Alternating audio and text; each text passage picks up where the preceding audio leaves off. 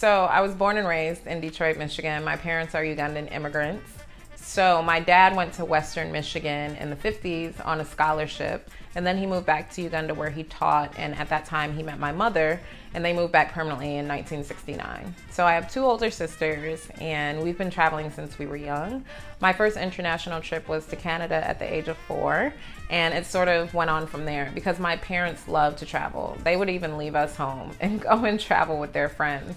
So by the time I finished high school, I had been to 7 countries and 1 territory. The territory was the Cayman Islands. And so the love of travel for me is something that was built in my home. I still have my childhood globe in my house.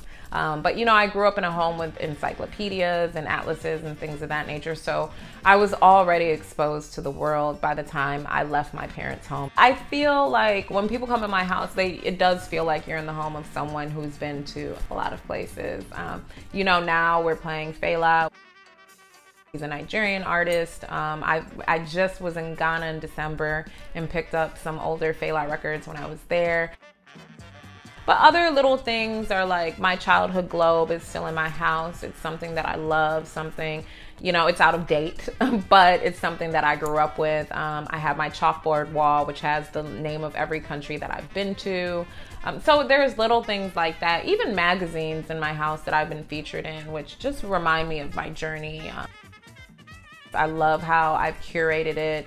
There's little things here that make me feel very comfortable. I love my bed. I have my hammock that I enjoy reading in and journaling in the morning.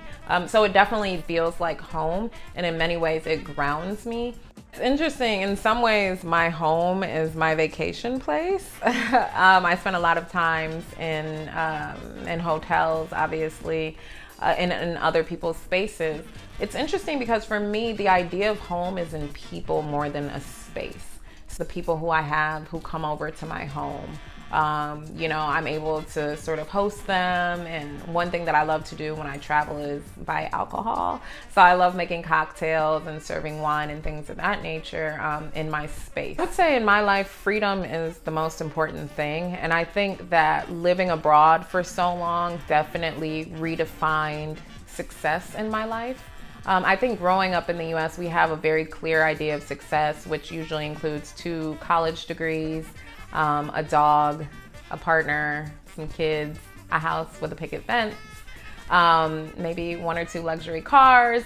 You know, there's this clear picture of what success is in the United States. And for me, those things aren't important anymore.